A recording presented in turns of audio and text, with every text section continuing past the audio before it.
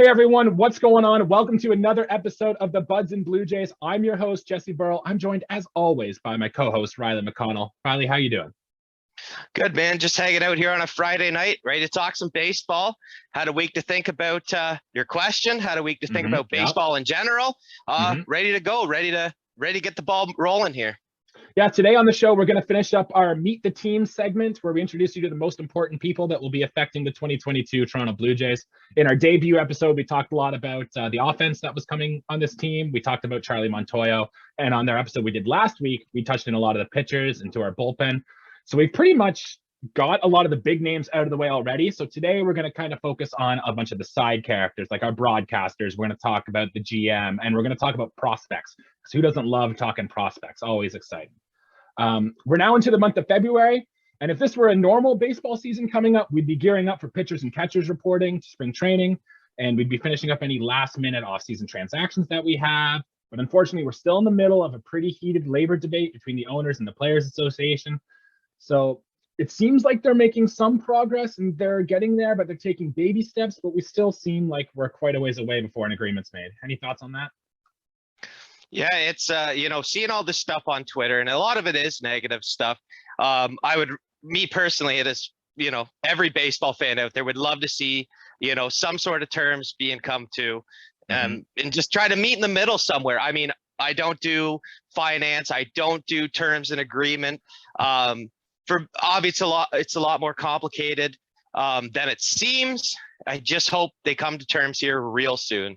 Yeah, it kind of sucks that in 2020 we had the COVID shortened season, and the Players Association had to agree with the owners about when are we going to get this COVID shortened season in. And there was a whole bunch of arguments with that. It got very heated, and here we are not even a year and a half later, and we're doing it all over again. Like, there's definitely some frustration on both sides. I wish we could just move on. I wish an agreement could be made and we can get talking baseball, hopefully sooner rather than later. Yeah, man, 162 games in a full spring training is what our players deserve. And the fans, we want to see ball. I'm your typical Jays fan. I want to see a lineup of guys in spring training go out and do their things, young guys, old guys. And at the start of the season, I want to see the best team fielded based off who performed in spring training and who is the best performers in the past. I think that the MLB deserves that. I hope that the commissioners group and whoever else can agree on something with our players. And I'm behind the players 100%. Yeah, I think we're a pro player podcast over here. It would sure be nice though if the people who ran baseball liked baseball more. But absolutely, hey, what you gonna do? So before we continue, we're going to talk about the guys who are calling the action for this 2022 season. And let's start with our main guy, Buck Martinez. I'm sure if you've been a Blue Jays fan for years, you know Buck Martinez. You've seen his face. You know his voice. He's an old guy, 73 years old. He had a 17-year playing career. He was a catcher for the Blue Jays, the Royals, and the Brewers.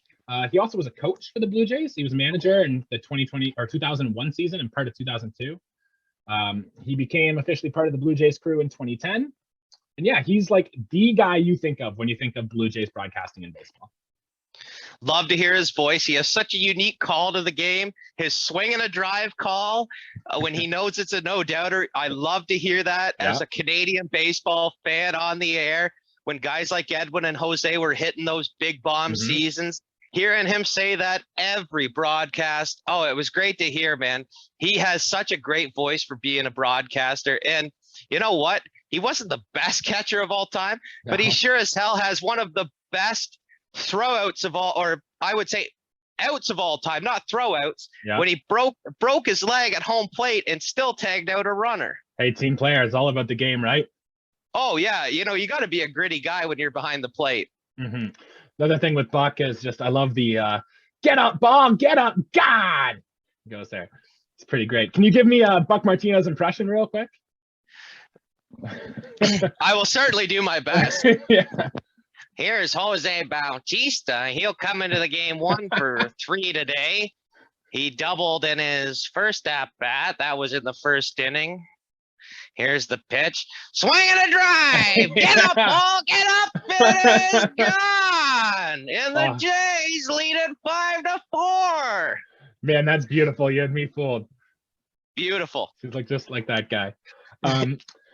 thing about him, I can't find any contract deals about how long Buck Martinez and stuff are going to be around for. I'm assuming they're going to be around for a few more years at least.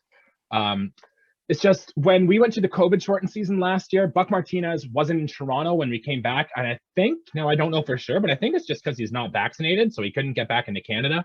So I don't know if he has gotten vaccinated since then, or if he's going to be doing something else, or if he's still going to call games remotely. I have no idea what that means for Buck Martinez and the broadcasting for the Toronto Blue Jays, but I'm assuming it'll work itself out.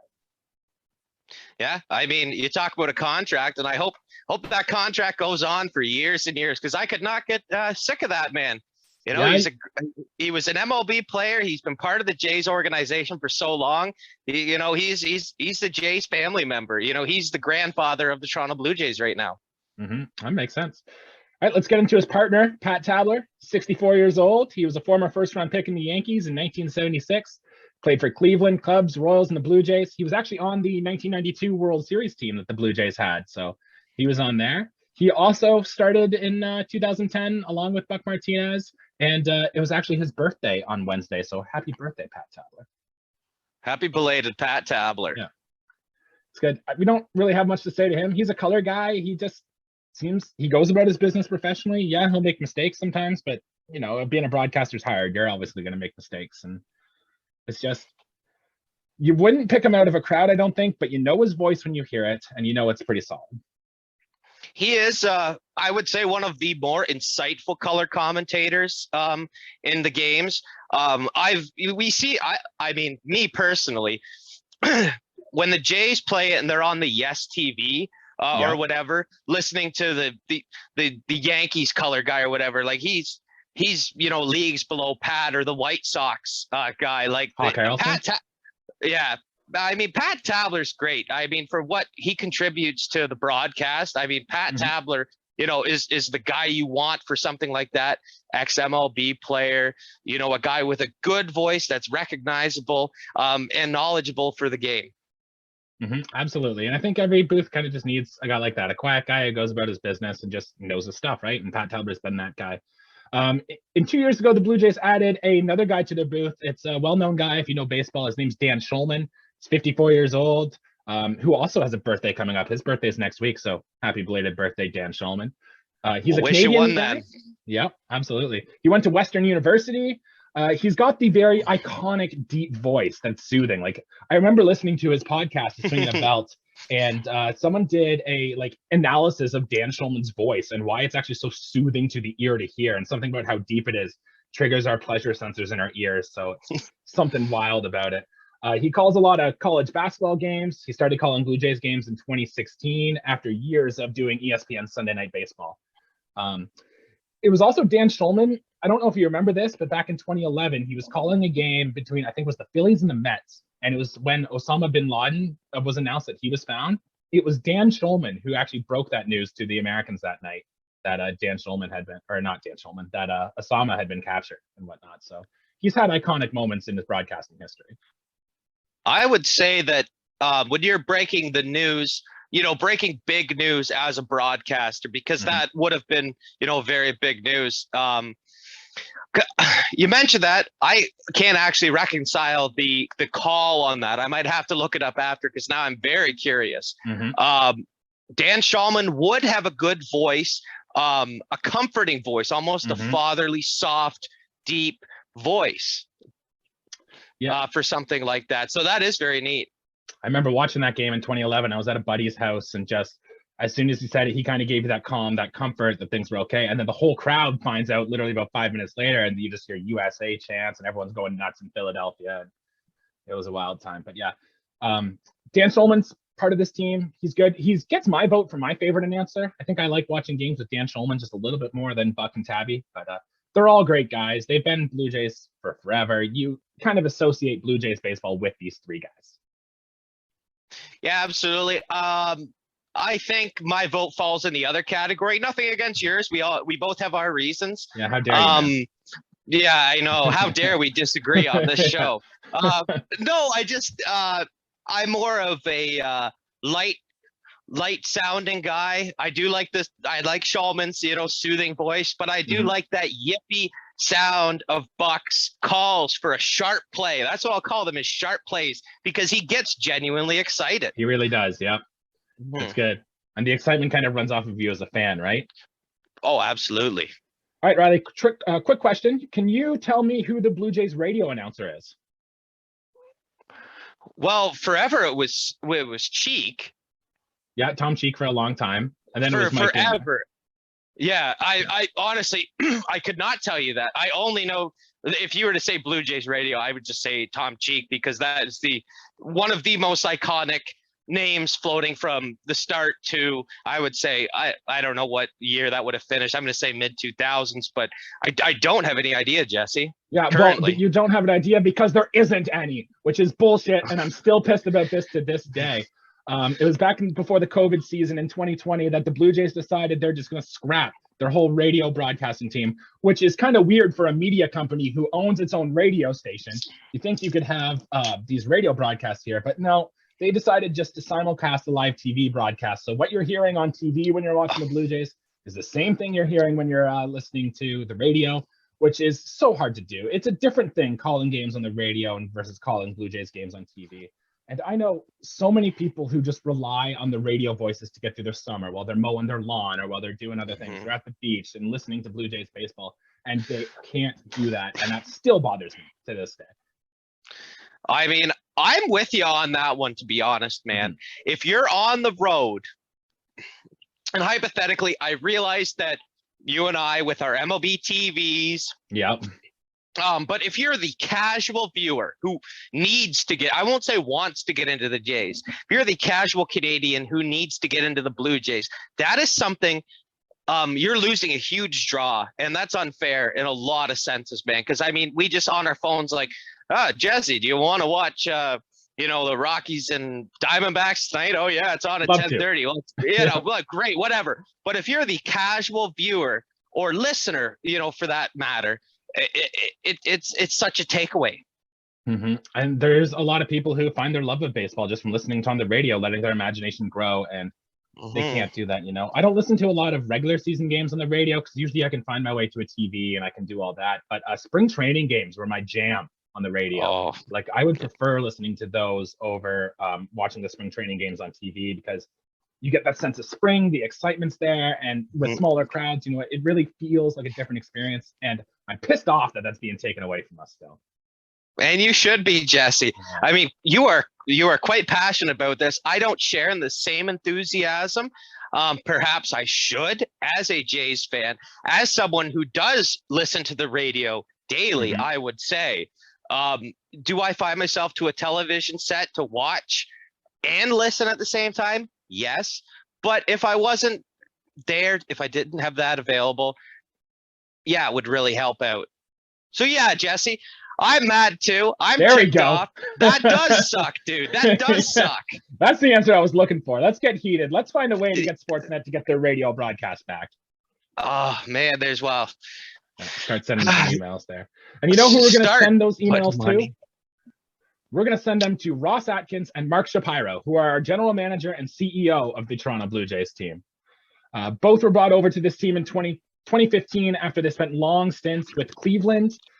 When they first showed up, I found their arrival was kind of uncomforting, because in 2015, as you know, that was the year the Blue Jays finally broke their playoff drought. We went to the playoffs for the first time in 22 years, and Alex Anthopoulos, who was the GM that brought us there, were like, this guy's our savior. He did what no other GM in Blue Jays history could do, at least for a long time.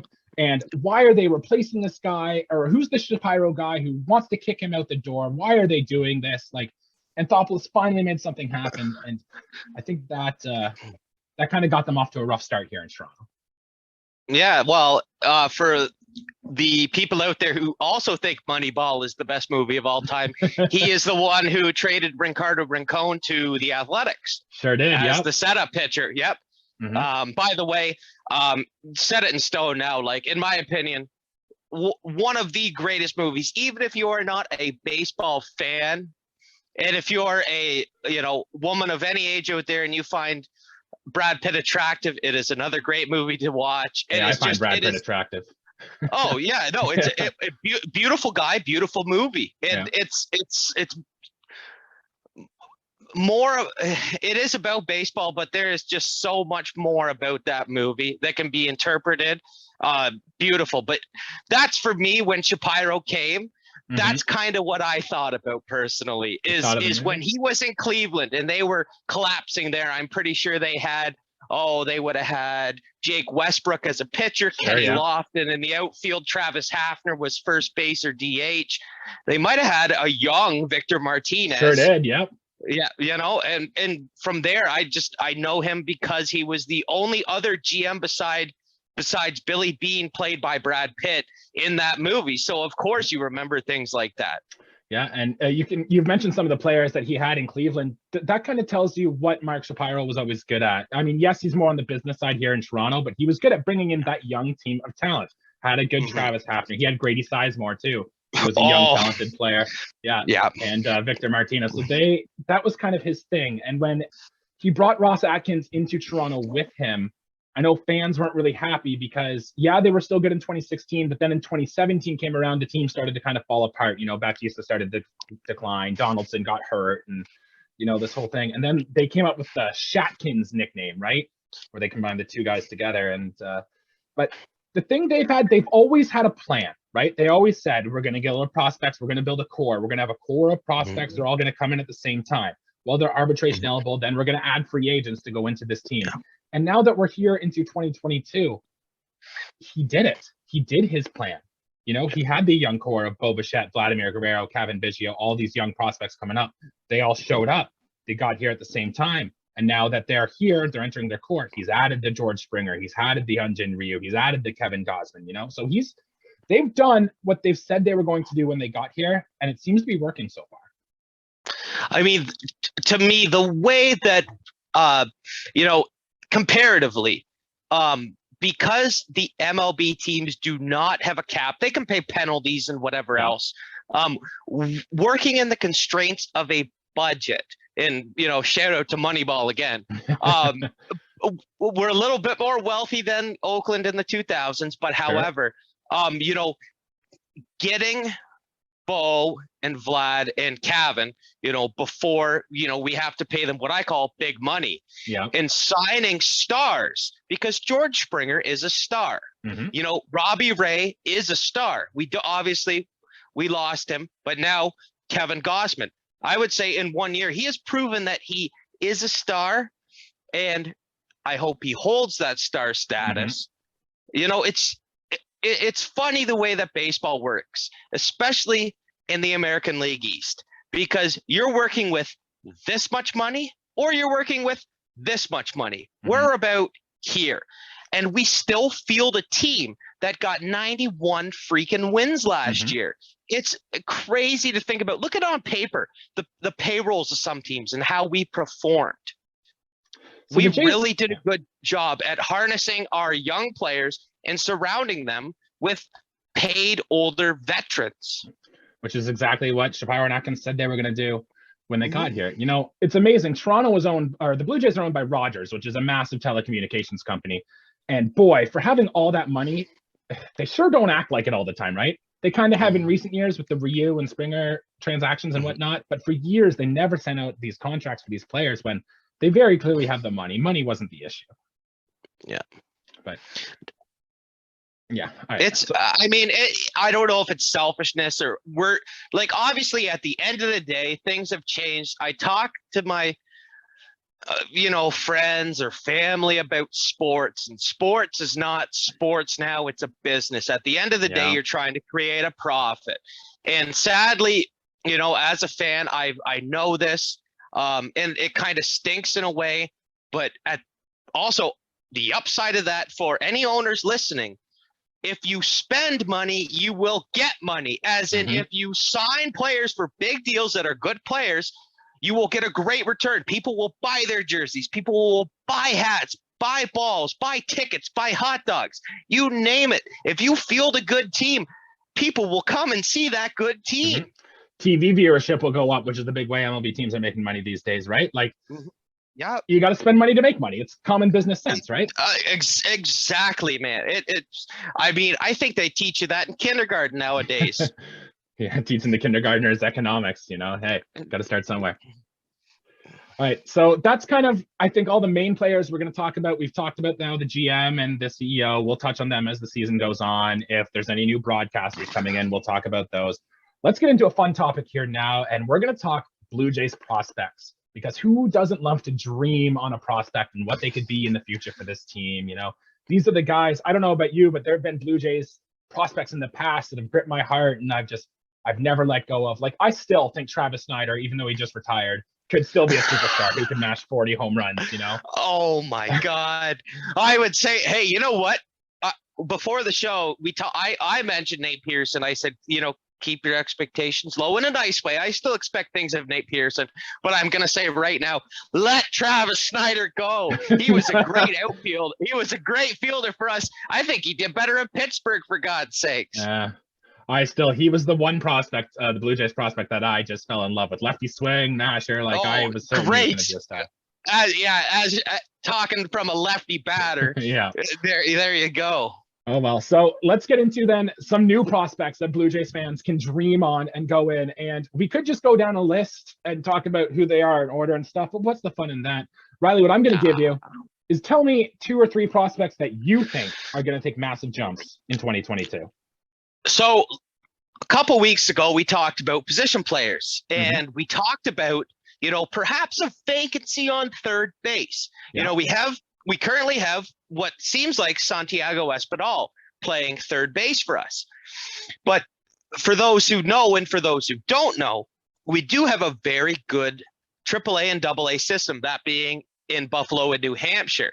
And there are a couple of what I would say very good defenders. Okay. And, potentially plus hitters, which would be Elvis Martinez and Jordan Groshan. Okay. Who, in my opinion, when you're a minor leaguer, you're pretty much told where you're going to play. Like, if you're a grown shortstop, like, I'm the varsity shortstop, I play short, this is what I did. It's like, yeah, well, guess what? We just picked up 4 more of those guys. You got to learn how to play third or second too. Right. You got to be able to, play different positions. That's what's going to help in baseball. For those of you who don't know, there are 9 positions on the field. I'm not asking you to pitch, but if you're an infielder, you're an infielder. If you're an outfielder, you're an outfielder. And I believe that Elvis Martinez is a great choice for a short second guy, and Groshan's being that guy for short third. Yeah, so if anything, Groshan's could potentially make his way up in the later stages of the season. Knock on wood, no injuries, things like that, because I would love to see these guys, get adjusted at the minor league level still, because they are young, Jesse. I think both 21, perhaps. Yeah, Martinez is 20. I don't have the age here on Groshan's, but he's, not much older than that. They're young, they're kids, and they're great kids. They're great ball players, and they're plus defenders. And I'm a defense first guy. I would love to, at some point, I'm not saying, next week, if, opening day, come on, get these kids up. At some point, if they're hitting at the minor league level and over, we'll say a satisfactory level, give them a chance at the big league level. And if they're going 0 for 4 with 3 strikeouts, just send them back down, because they're going to still perform in Buffalo or in New Hampshire. Yeah, it's sink or swim, right? See how good they can do. You talk about defense. With how much the teams shift these days, do you really even have a position anymore, right? Like, we've seen third basemen just run out to basically a deep second base right field to field the ball. So I think it's good that you get reps at all of these positions. I'm going to give you a little scouting report about these guys here too. So these are all from Fangraphs, who just released their Blue Jays top 37 prospects. And I'll give you a little rundown on Elvis Martinez. This is what they grade him. So it's judged on the 2080 scale. I know the 2080 scale, but for the people watching at home, 80 is elite. Like, Vladimir Guerrero's hit tool is an 80. It's very rare that people get those. Most prospects get in between the 40 and 60 range. 60 is still pretty good skill. 50 is not bad. 45 is about average. So I'll give you the rundown on Elvis Martinez here.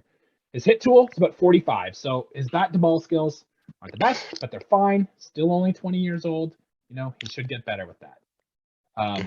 The good thing about Elvis Martinez, though, is he's got power. Like, they put him at a 60 grade power right here, which for a young guy who's got a massive torque and a swing like that, he reminds me a lot of. Do you remember like Miguel Tejada in the mid 2000s? Do I remember Miguel Tejada? Yeah. Of course I remember Miguel Tejada. Yeah, if you want to talk about a shortstop with power who played against the Jays, Right. yeah, he's a guy. Yeah, and so that's not the comp the scouts are giving, but me looking at his profile here, that's the kind of guy I imagine Elvis Martinez turning into. A guy who's got a very good swing. He has a knack for finding the barrel. Like, he's got a 10%. He's an exit velocity monster with over a 10% barrel rate. Like, you can't fake those numbers. Yeah. The only problem here is he can sometimes get lungy at breaking pitches and whatnot, but he's a toolsy prospect. The power is real, and you could very well see this guy taking a step forward and being a lot better.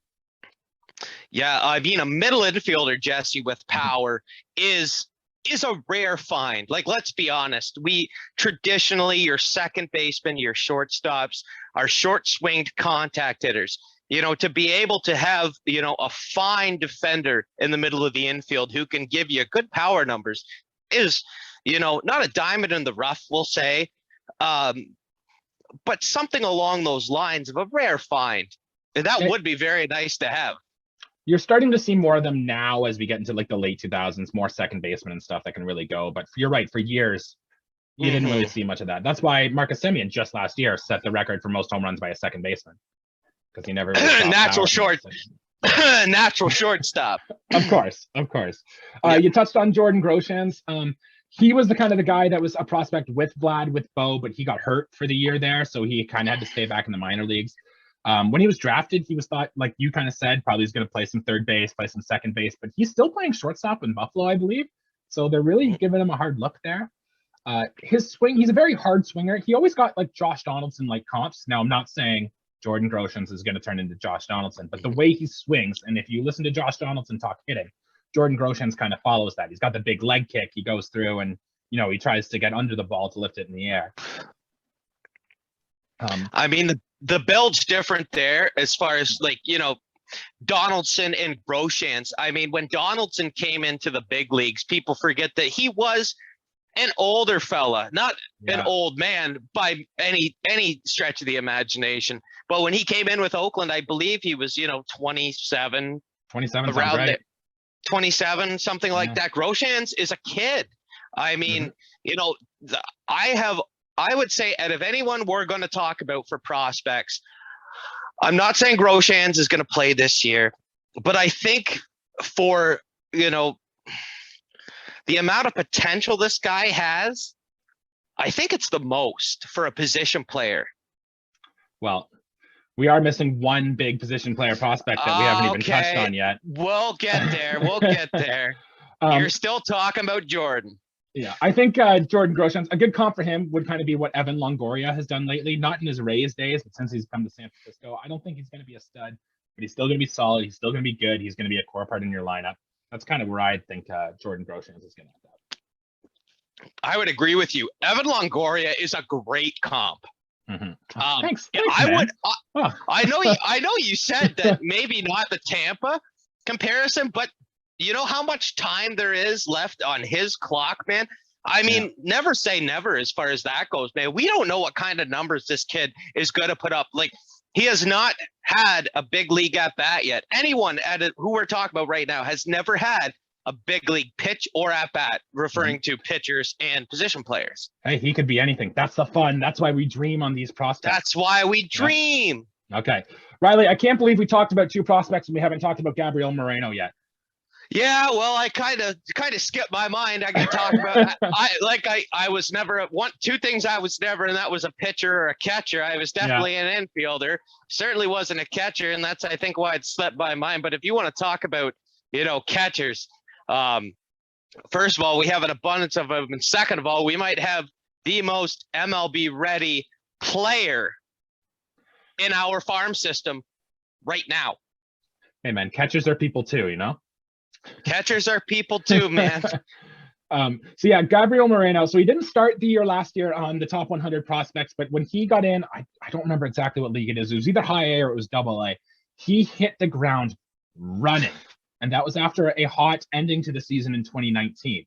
So I don't think people were surprised when Gabriel Moreno came down here and just went on a tear.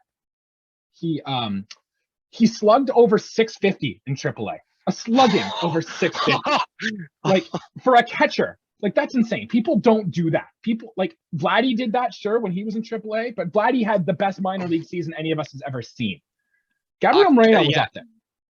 Catcher. So time out. For the people who don't know what I don't think we talked about. We talked about kind of getting the people who don't know certain things, which would be slugging. Right. So if you hit a home run every game and just that, your slugging would be 1.000, or what we would call, you call it 1,000. Yeah. If you get a triple, it's 750 or decimal 750. So the fact that a catcher has between a triple and a double a game that's crazy. I mean, you say this number now and it completely blows my mind. So that's what got people excited about Gabriel Moreno. He did that. And then he got a thumb injury, so people were worried, oh, crap, he's hurt.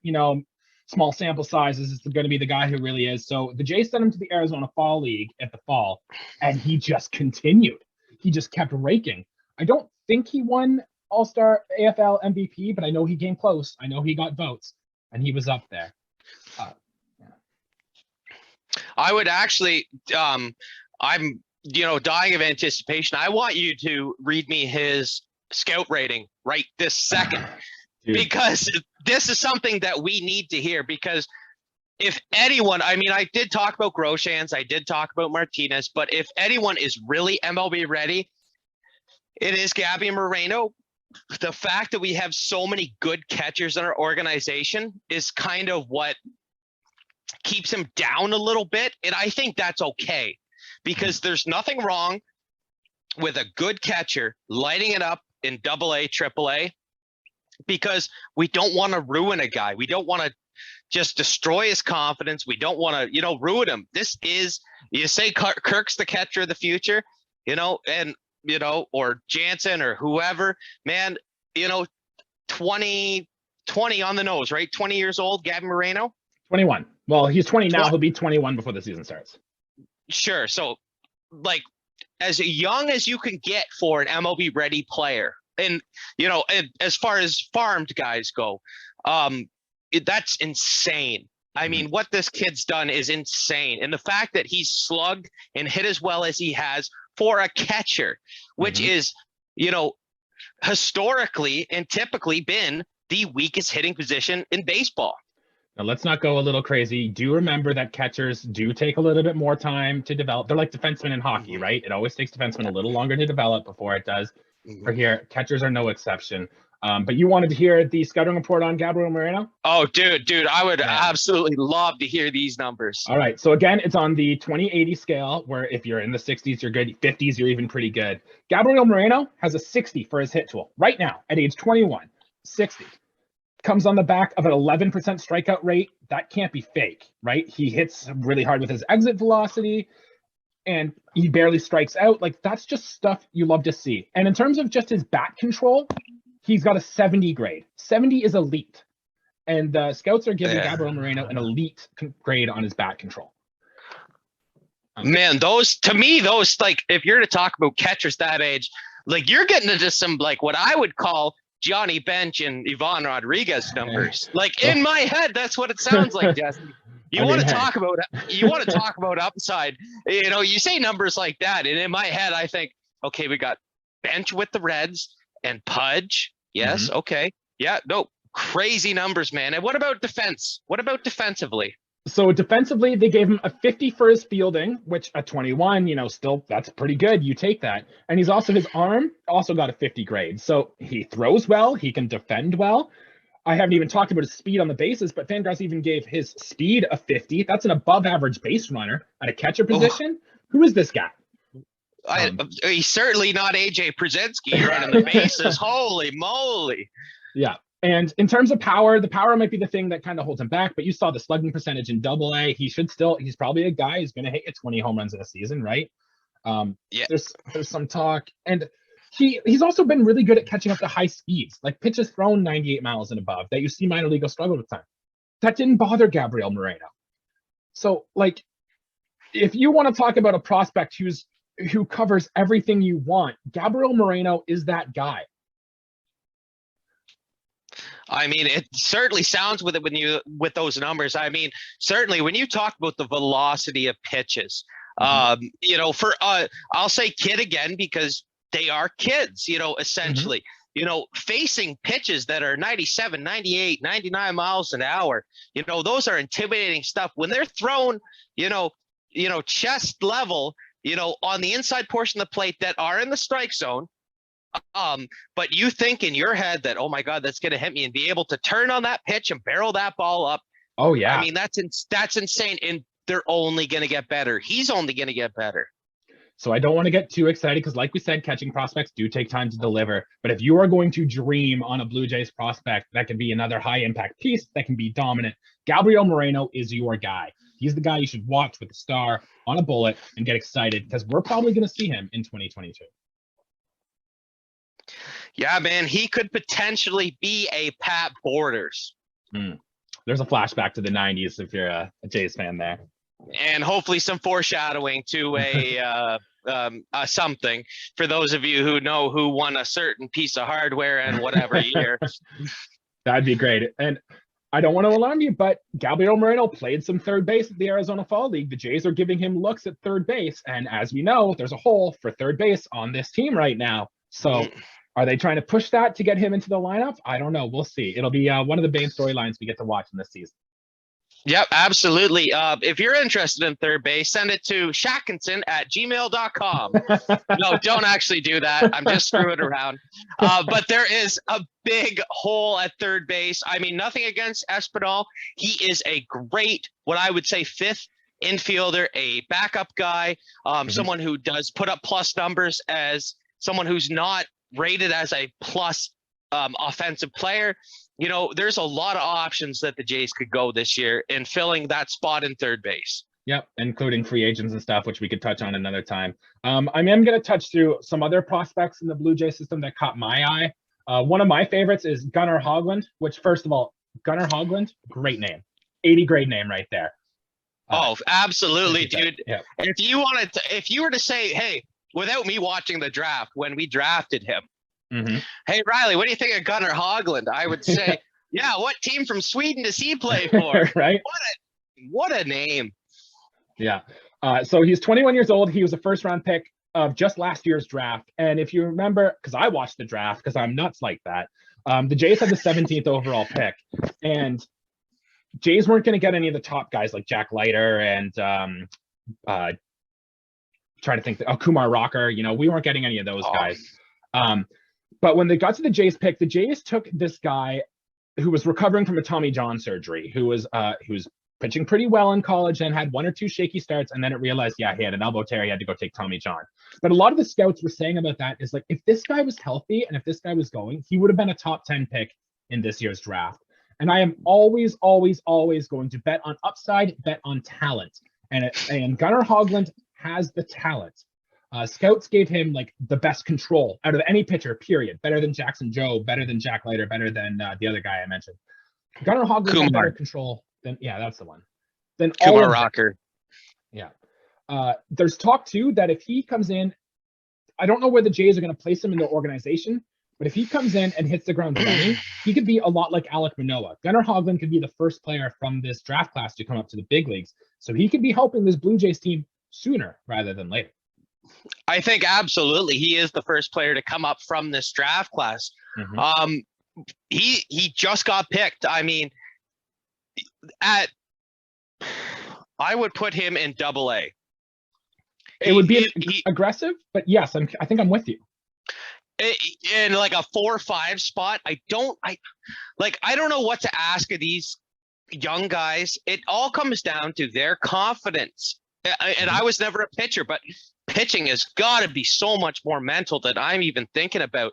Like, where's this kid's mindset at? Like, if he's in, you know, if he's riding on cloud 9, like, let this kid pitch in Double-A and see what he's made of, and let him go. If he's putting up even a 4-point low ERA, let him go, because those aren't bad numbers for a prospect. The Jays historically too have really challenged their top prospects by putting them in higher leagues. Like we talked about Elvis Martinez earlier in the show. He is, I think, the youngest or like in the bottom 5 of youngest players in his league right now. So the Jays have always done this, and it's a test to see, can these guys handle this, right? And if they can, well, then they're going to be ready for the big leagues. Mm-hmm. Just a few of the guys I want to touch on here. The Jays this offseason added 2 guys to their 40-man roster who we don't really know about. We added Leo Jimenez, who is a shortstop who we took in one of the international free agent rounds. He's a bat-to-ball superstar, very high contact rate, very low strikeouts, but he's never played above A-ball. So it's kind of weird that the Jays threw him on to their 40-man roster this year. I think they wanted to protect him from the Rule 5 draft. Yeah. I don't have a lot of details to say on this guy. It's just that's kind of what he's good at. There's really not much power there, but I'll give you like a David Fletcher comp for him, like a guy who can just put bat on ball and go. You know, I think, yeah, no, that's fine, Jesse. I think, you know, there are some guys who, you know, you could leave exposed and won't get. I think Fields and Palacios are 2 of those guys in our outfield. No disrespect on our outfield. We're a little bit thinner than most teams in our outfield. But as far as, you know, protecting younger guys as being picked from the international draft, I think that's okay. Mm-hmm. I really do see what this kid does. And if not, I'm not like, again, like we have not played a single spring training game. I just want to repeat that before I make this statement. There is baseball players move all the time. Minor leaguers go from city to dang city. Mm-hmm. It's you know, trade bait. You know, you're basically working your minor league systems to create a good major league system. Or, yeah, our major league isn't working out right now, so we're going to make our minor leagues good to potentially make our major leagues that much better. So it should be. So I don't know. The only thing I can take from this guy is that the Jays really value that bat to ball skills. We talked about how Gabriel Moreno has that a ton. Alejandro Kirk, one of his best tools was his bat to ball skills. And so that seems like something the Jays have been targeting a lot lately with their guys. It's just how often they get bat on balls and avoid the strikeouts. So we'll see. You talked about trade bait, though. This next prospect is a guy who I think is actually going to be traded if we do make a big move. And it's Zach Logue. He's a low arm slot left-handed pitcher who can get quite a bit of rise from his four-seam fastball. Typical 4-pitch mix. He rose pretty quickly through the system last year. He went through Double-A, and I think he finished his season in Triple-A last year. He's interesting. He's not like the big prospect guy, but he had more than a strikeout per inning last year. Pretty good numbers all the way across the board. And I don't know if you remember late in the offseason when Ross Atkins was talking about this team, he mentioned Zach Logue by name a handful of times.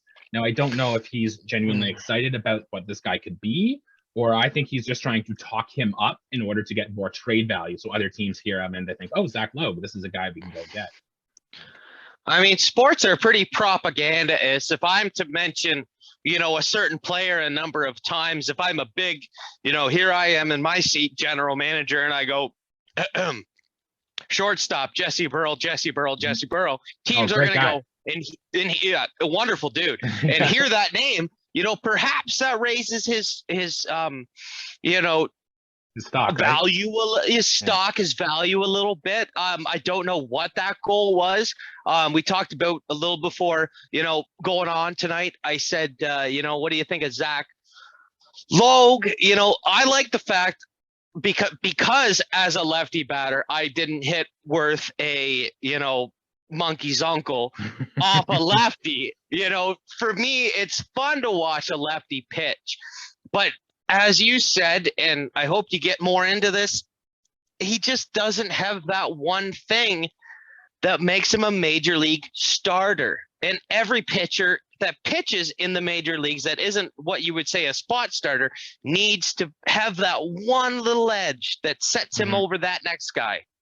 I mean, he's not bad. All his pitches are fine. You know, the thing is, if we don't trade Zach Logue, we're going to see him in 2022, assuming he doesn't break an arm or fall apart or something. But he's, you know, he's well on track. So he will be making starts for this team if he doesn't get traded in 2022. So we'll talk more about Zach Logue when he does get the call up and how he looks and all that stuff.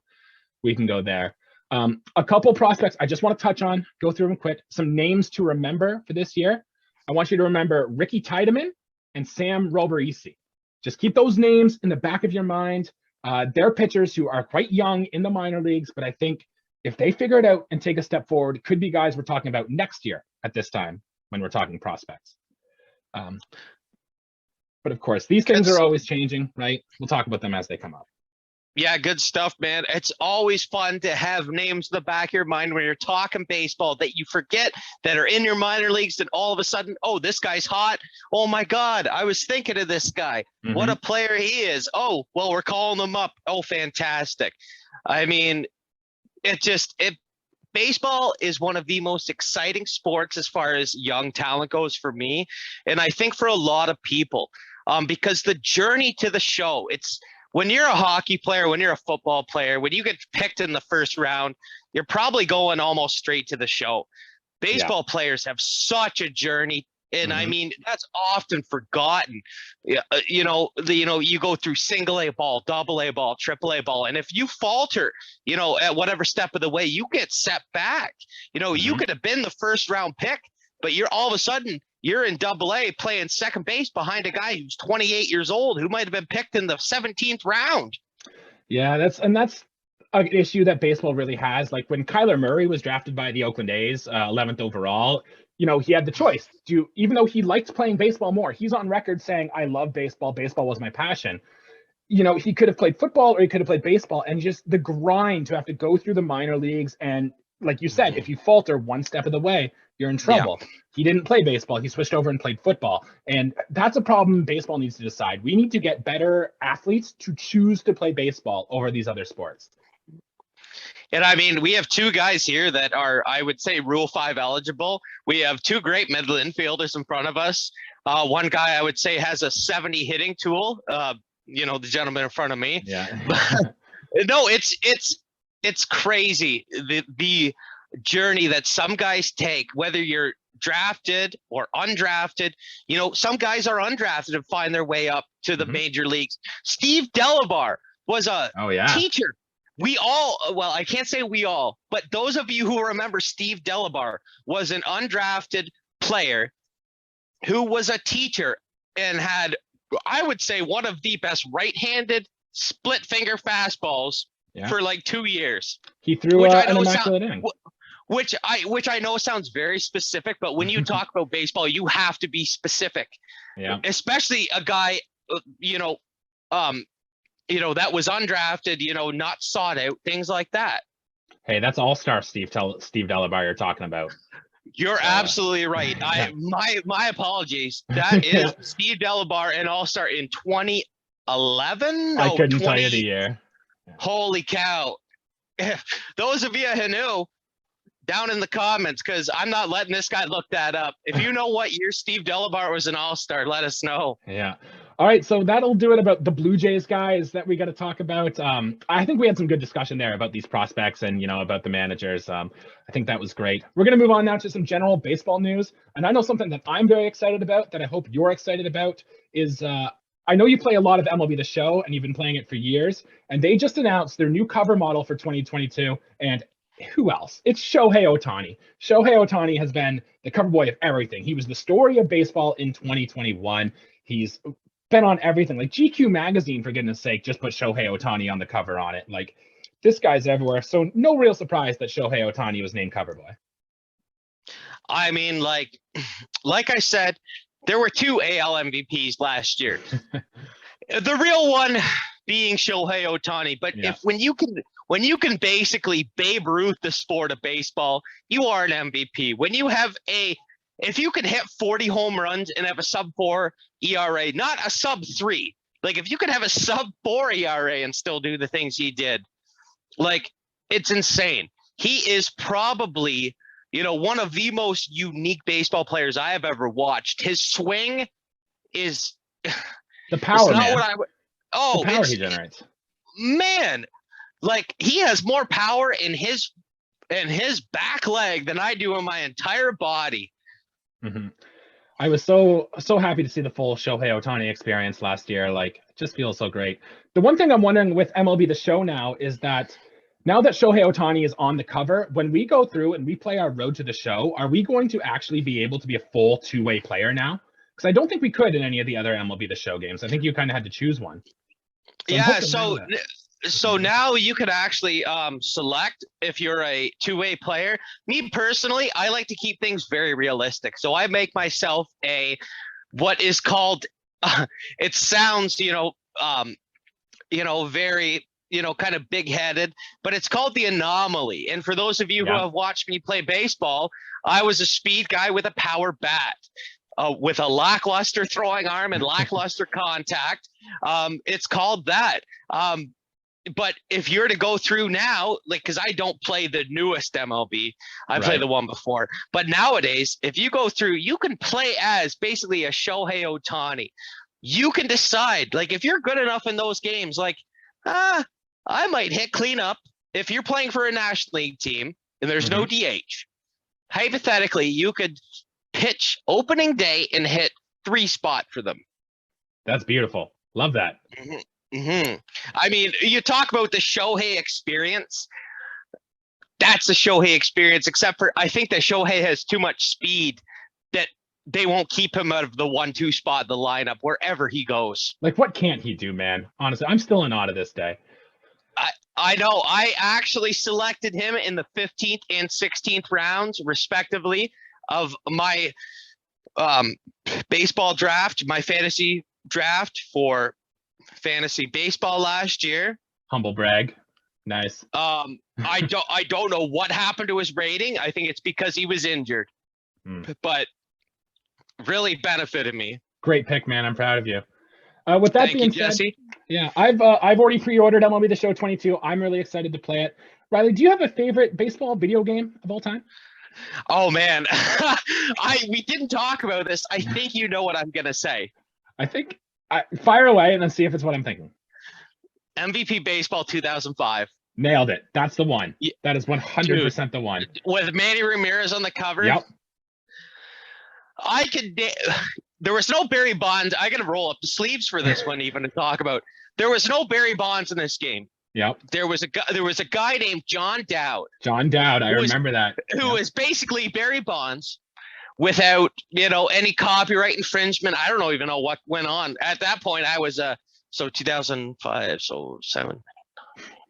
Like, I was like an 8-year-old kid or whatever, 9-year-old kid playing this game. And I was like, well, obviously that's supposed to be Barry Bonds, and not even thinking of it. But also, like, one of my favorite Rockies of all time, Todd Helton, was one of the top-rated guys. Pujols, at the age of 25, if you played franchise or owner mode with that guy, he would set records. Set records. I think the baseball viewer, as of lately, has just seen Albert Pujols with the Angels. They don't realize how much of a monster Albert Pujols was with the Cardinals. Man, Jesse, I've had this discussion with so many people. Yeah. When you think of Albert Pujols, Jesse, be honest. What team do you think of him with? St. Louis Cardinals. I think of those home runs he hit in the postseason. Okay, yes. Yeah. And you also think of Scott Rowland. With the Cardinals. Jim Edmonds. Cardinals. Yeah, exactly. Yachty, obviously. Yeah. A very young Yachty or Molina, as I should say.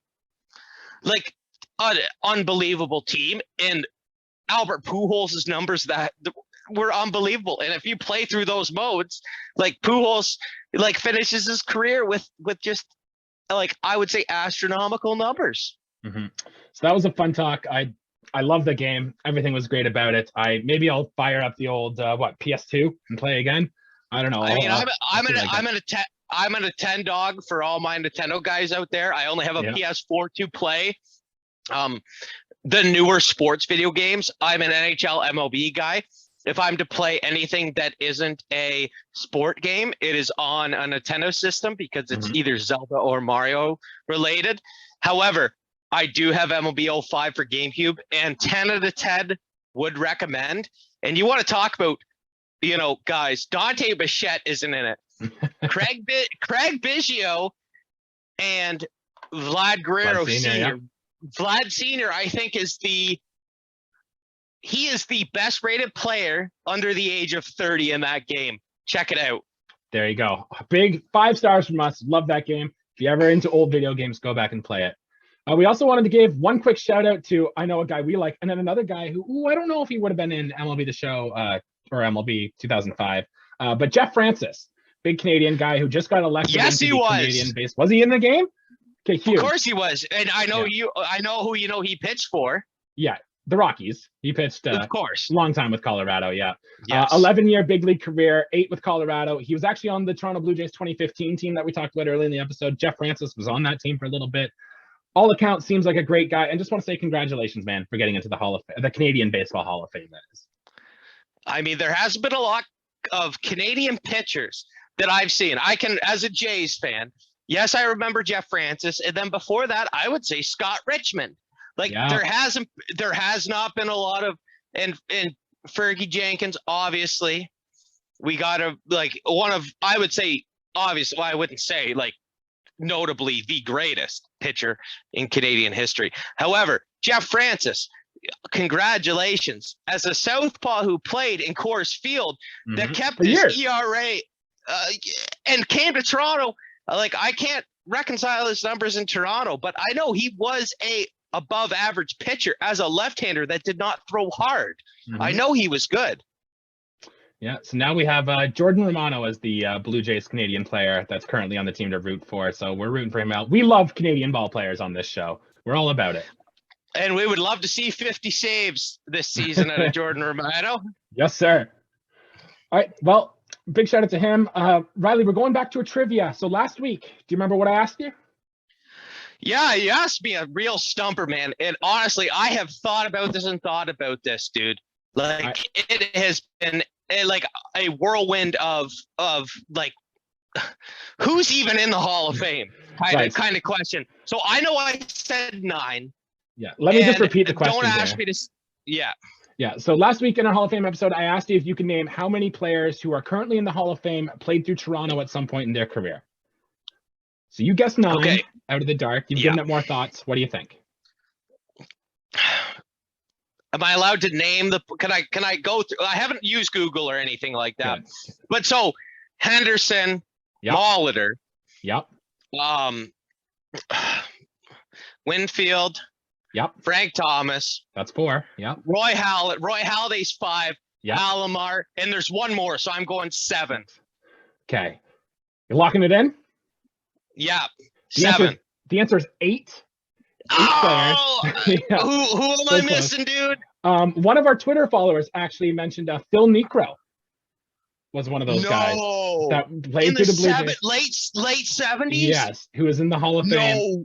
Who also there, but you got all the other ones. All other 7s were who good. Was that follower? That's a great. I'd have to go back and look it up, but they killed it. One of our loyal. Shout out to him, man. Good for you, man. I would have never thought of that. And it was kind of a trick question because Bobby Cox as a manager and Pat Gillick as a GM are also in the Hall of Fame, so I would have accepted those 2 as well.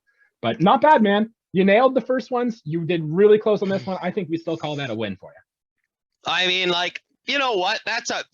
We'll call that in baseball terms. The first one, I hit a hard line drive up the middle.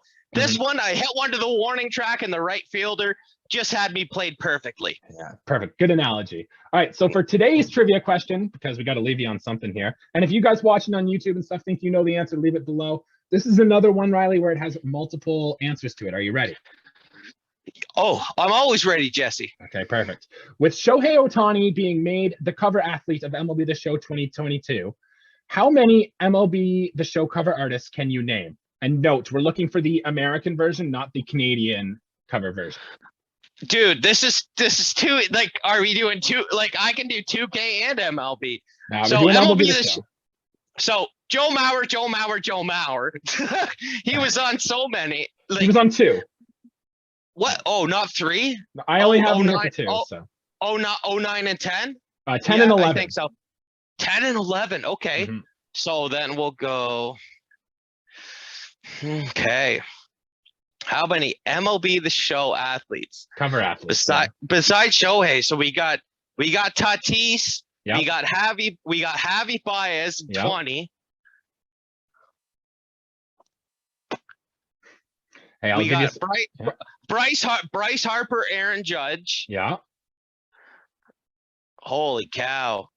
6. I think the comments are gonna have to take 16 to 11 or to 12. I mean, because I can only name the Canadian versions. I've only ever had the Canadian versions, Jesse. That's the thing. That's what makes it a little tougher. So yeah, if you guys are watching, leave your answer down below. Tell me what you think. I thought this was a fun one. You got a few of them right, Riley. I don't think you guessed one wrong. So that was pretty good. But I actually will add it that I don't know what the year was, but Andrew McCutcheon. Yeah, he was 2013. Andrew McCutcheon was on there. Perfect. I'm only working kind of backwards, kind of forwards. It's a hard question, folks. I mean, if you buy MLB The Show every year, hats off to you. But for a guy who either gets a Canadian edition or gets one every couple years, it's a harder question. All right, so that's all we got for today, Riley. Is there anything you want to add? No, I actually have my own segment I want to do right quick. All right. Because we are Buds and Blue Jays, and I've been drinking one of my favorite beverages, Budweiser beer. I have a This Buds for You segment, and that is Jeff Francis getting inducted into the Baseball Hall of Fame. Jeff Francis, This Buds for You. You did a great job pitching in one of the hardest ballparks to pitch with, and you pitched for Canada's team. Jeff Francis, This Buds for You. And Budweiser, if you're listening and you want to sponsor us, that shout out is free. We'll take money for the next ones coming up. I mean, Jesse, I honestly can't think of a better spokesperson than myself, but I mean, that's just a biased thing. We had some fun with this one, guys. All joking aside, Jesse and I are both pretty upset that the lockout, if you want to call it, is going on right now. We're trying to make light of everything that's going on right now, but there is a lot to look forward to with this Jays team. The organization is stacked from head to toe. And if they were to turn things around and play out the whole season, we are so ready to take the AL East. Yep, we're going to be with you every step of the way. I can't wait. I know we're both looking forward to it.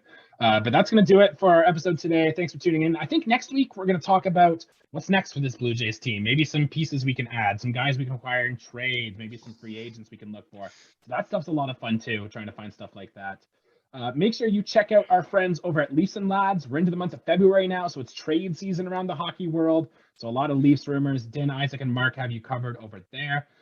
We just had our post featured on counterbalancecanada.com, where there's a nice little blog about us. So go ahead, check that out. Go give them some views as well. You can follow us on Twitter at BudsJays and send us an email at budsandbluejays.com. And if we get enough questions, we can do a questionnaire. We can answer your questions. Or if you want to be a guest on the podcast, sure, hit us up and we'll come do that. Until then, we'll see you guys later. Thanks, guys.